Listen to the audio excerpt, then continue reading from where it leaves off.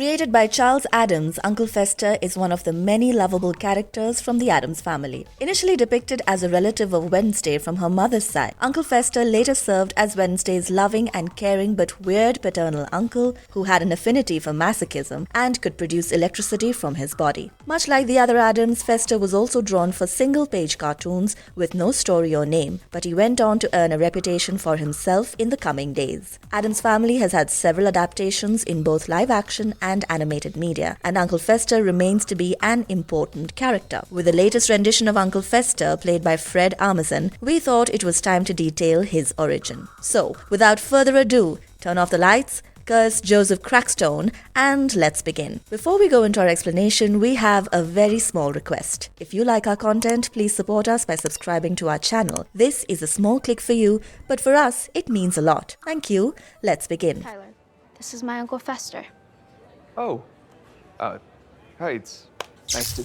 Uncle Fester wasn't always Wednesday's uncle. Well, to say the least, Uncle Fester from Wednesday managed to leave a lasting impression because of his mannerisms, his urge to eat honeybees, his Dalmatian printed motorbike, and of course, let's not forget that he was one of the few members of the Addams family who managed to elicit a smile on Wednesday's rather morose face. But only a few know that Uncle Fester was not quite this in his previous depictions. In fact, at one point in time, he wasn't even Wednesday's paternal uncle. So who really is Uncle Fester? When Mr. Charles Addams' twisted mind created these characters of the Addams family, he had depicted Uncle Fester to be the spooky and mysterious and altogether kooky uncle of Morticia Addams, Wednesday's mother. Naturally, this meant that Uncle Fester was Gomez's uncle-in-law and Wednesday and Pugsley's great-uncle from the maternal side. However, the 1973 animated show altered the established mythology, and Uncle Fester became Gomez's biological elder brother, meaning he was now Wednesday's paternal uncle.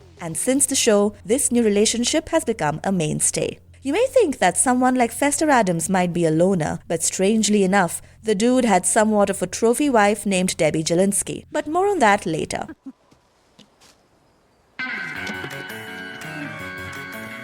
So what's the deal with Fester Addams? Fester Addams, or Uncle Fester, is a man of many flavors but few colors. The man has literally no hair on his head and a barrel-shaped hunched body. The sunken eyes and the often deranged smile don't help his looks either, and yet he's as lovable a character as any. Throughout his depictions in various media, be it live action or animated, Uncle Fester has almost always worn a full-length and heavy fur coat. Fester literally means the state of a wound becoming septic, and this man here manages to live up to his first name to the best of his ability. But he's been mostly harmless to others, and as Wednesday described him in the Netflix show, he was rather benign and a black sheep of the Addams family. I think the worst and most evil thing that Fester ever did was try to kill his brother Gomez. However, it wasn't entirely Fester's fault because he did not remember who he was and that Gomez was his brother. However, there are plenty of obnoxious things that Fester has done. In one instance, he turned his shower into a device that would feed blood plasma to his garden plants. He's also notorious for releasing birds of prey on his neighbors' poor pigeons.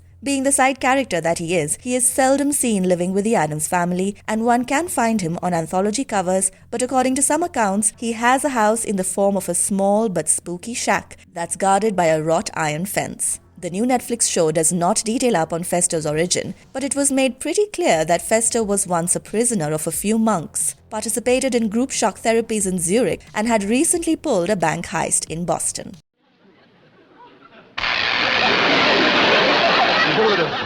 I can even make it play. Uncle Fester origin. In the television series that started in 1964, Uncle Fester was played by Jackie Coogan and was shown as an uncle to Morticia Frump from her mother's side. However, given the man that he is, Fester himself is never really certain about his lineage. In fact, in one of the episodes, he gets confused when asked about his surname. But it could also signify that both Frumps and Addams descended from the same ancestor. And yet, a two-part flashback episode titled Morticia's Romance clearly stated that Fester was actually the brother of Hester Frump, Morticia's mother and Wednesday's grandmother. However, Hester's maiden name is never revealed, and the same is the case for Fester. But what we do know is a bit about Fester's great-grandfather. This man named Blob once received a sacred ruby from this Hindu saint who used to suffer from terrible headaches because the ruby was stuck on his head. Once Blob removed the ruby from the saint's head, he had the pleasure of taking home the ruby as a gift. Many years later, when Fester was still very young, he encountered a yowling cat and got scared. Unable to find a means to defend himself, he used his great-grandfather's ruby,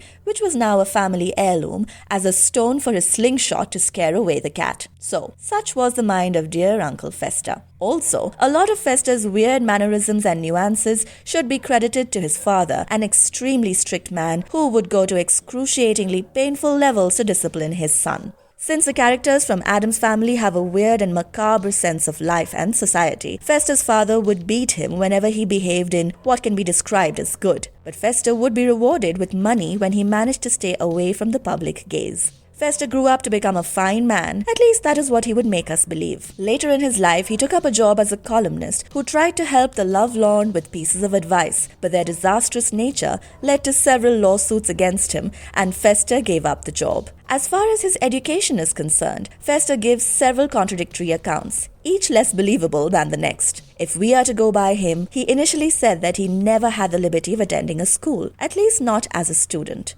However, he later stated in the sitcom that he missed at least 3 recesses. Nevertheless, it is certain that he took a few correspondence courses in multiple subjects. Between the 1960 and the 1998 live-action television shows, there was not much difference between the character of Uncle Fester, but he was often used as comic relief in a predominantly comedy show. In one of the episodes, Fester is abducted by aliens who needed his power to produce electricity to start their spaceship. However, he was let go after they managed to clone him. In the Netflix show, Fester's tryst with electricity is depicted as more of a hobby. Interestingly, Fester is probably best described in the 2 animated shows that Hanna-Barbera brought out in the years 1973 and 1992. He seems to love masochism, and the idea of self-inflicted injury almost excites him in adult ways. Although he would allow others to hurt him in any way they could, the thing that gave him most pleasure was blowing himself up. One could say that he would make the perfect comic Cenobite. Interestingly enough, the animated Fester also wrote himself a comic called Festerman,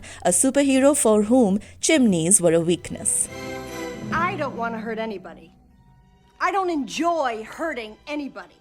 I don't like guns or... Fester's villainous wife. Much like most of the Addams, Fester never really had a normal life, and neither did he have the luxury of marrying a normal woman, at least by the standards of the Addams. He married a woman named Deborah Jelinski, or Debbie, but she was a black widow who killed her husbands to take their fortunes. This woman was a manipulative seductress and a genius psychopath. She thought that Fester sat on immense fortune and married him to ultimately take the fortune after killing him. To give you a perspective of just how sick and devilishly evil Debbie was, hear this. She killed her own parents at the age of 10 because they gave her a Malibu Barbie doll instead of a ballerina Barbie doll that she wanted. She went on to kill her first husband using an axe and her second husband by running over him. At the end of the film, Debbie is electrocuted when her plan of electrocuting the Addams family backfires. After she is buried at the Addams family cemetery, a hand reaches out from Debbie's grave. Some speculate that this was the origin of Thing, the sentient hand from Wednesday.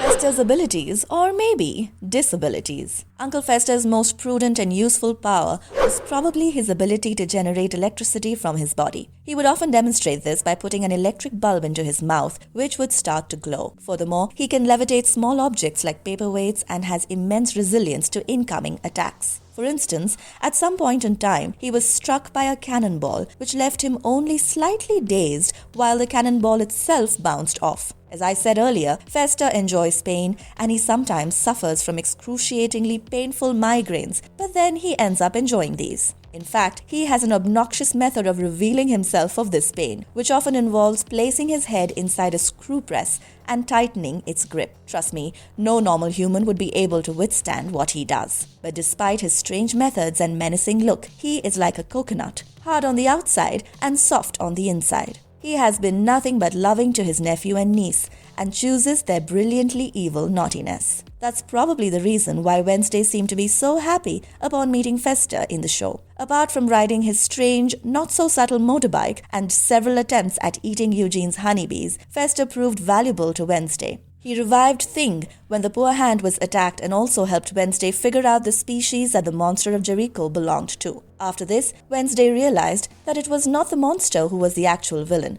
but the person who was controlling it. Henceforth, Wednesday's investigation took a different direction and she managed to crack the case. 3 cheers for Uncle Fester. Anyone? And if you liked our content, don't forget to leave a like and subscribe to us if you haven't already. Have a good one and be safe. Thanks everyone.